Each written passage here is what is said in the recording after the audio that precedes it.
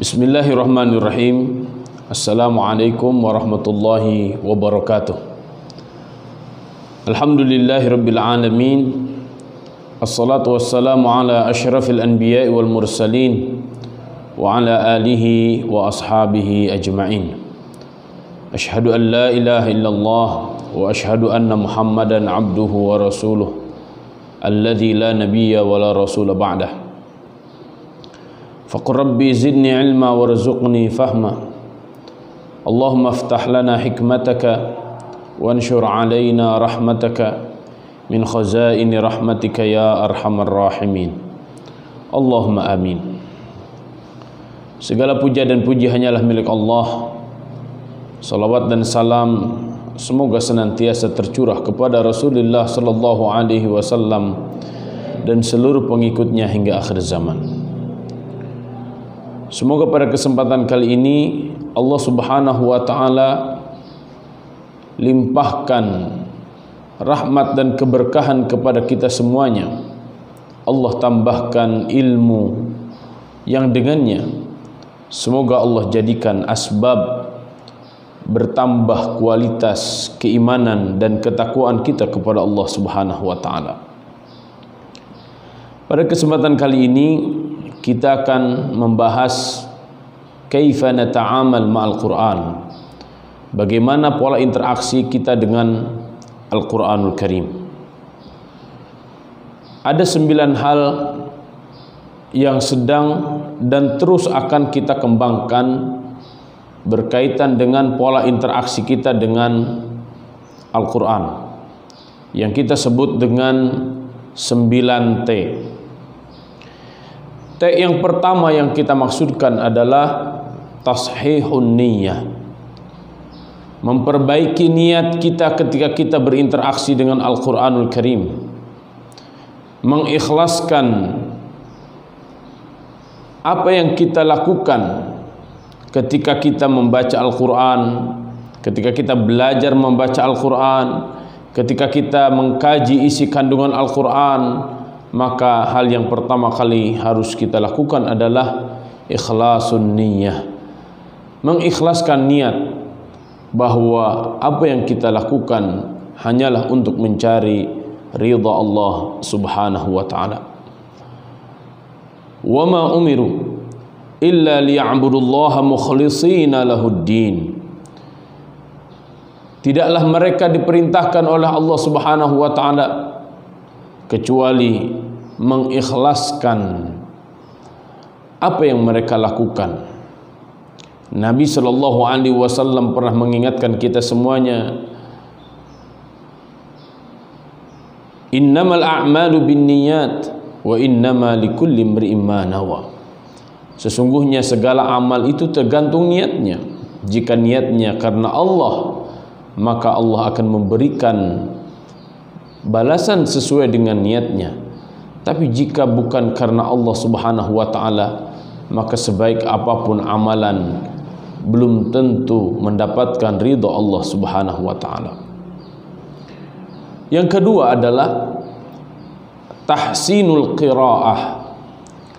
Tahsin artinya memperbagus, mempercantik. Al-qiraah artinya bacaan. Karena Al-Qur'anul Karim diturunkan oleh Allah Subhanahu wa taala dalam bahasa Arab, maka kita harus membaca Al-Qur'an sesuai dengan luhunil Arab, biluhunil Arab, sesuai dengan gaya membaca orang-orang Arab zaman dulu ketika Al-Qur'an diturunkan oleh Allah Subhanahu wa taala. Maka sungguh beruntung mereka yang belajar membaca Al-Qur'an kepada guru-guru, kepada para guru yang telah mendapatkan sanad bacaan Al-Qur'an, sehingga bacaan Al-Qur'annya benar-benar sesuai dengan apa yang telah diajarkan oleh Rasulullah sallallahu alaihi wasallam. T yang ketiga yaitu tarjamah.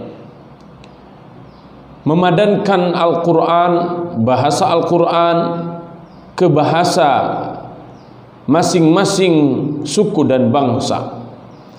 Memang tidak akan bisa dilakukan sempurna 100%. Karena bagaimana mungkin bahasa Arab yang begitu kaya, sekitar 12 juta lebih kosakatanya, bisa dipadankan ke dalam bahasa Indonesia yang hanya 100.000 kurang lebih. Akan tetapi proses menerjemahkan ini hanya sebatas untuk mendekatkan pemahaman kita terhadap Al-Quran.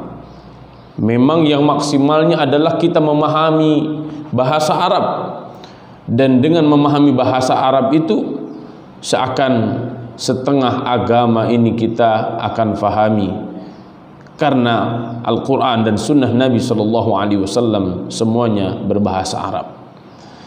Maka proses menerjemahkan sejatinya bukan menerjemahkan secara utuh dan letterlek, akan tetapi mencoba memahami padanan-padanan kata, seperti apa di dalam Al-Quran dan seperti apa dalam bahasa Indonesia, sehingga proses memahami Al-Quran bisa lebih cepat kita lakukan. Kemudian yang keempat, yaitu tilawah dan tadabbur. Tilawah dan tadabbur secara umum memiliki makna ketika kita membaca Al-Quran dengan artinya, maka dalam fikiran kita akan tergambar lintasan-lintasan dari apa yang kita baca. Maka mengkaji Al-Quran akan memunculkan lintasan-lintasan fikiran dan kesimpulan-kesimpulan dari lintasan-lintasan tersebut. Maka di sini kita perlu memahami kaidah-kaidah tilawah dan tadabbur. Kemudian yang kelima, tahfizul Quran. Tahfiz artinya menghafal ayat-ayat, menghafal surat-surat yang ada di dalam Al-Quran.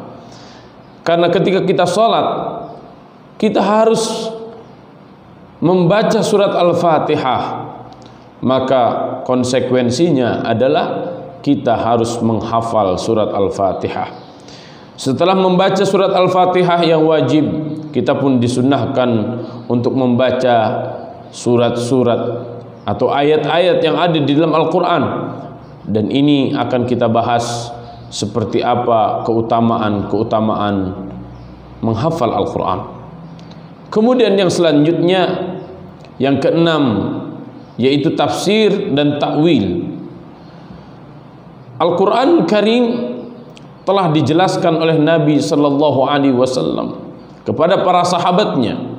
Ibnu Abbas radhiyallahu anhu di antara para sahabat yang paling memahami Al-Quran ini, sehingga diberikan gelar dengan Hibrul Ummah atau Turjumanul Quran.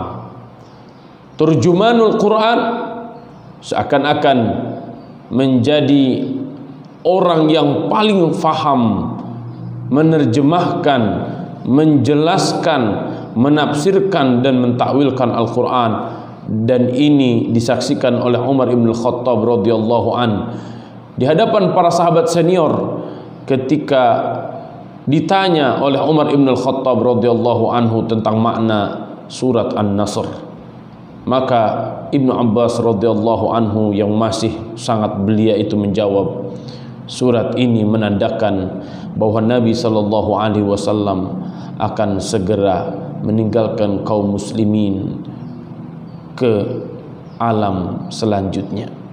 Nabi sallallahu alaihi wasallam akan meninggalkan kaum muslimin ke alam selanjutnya, ila rafiqil a'la, wafat. Penafsiran seperti ini adalah hal yang sangat luar biasa dari Ibnu Abbas radhiyallahu an.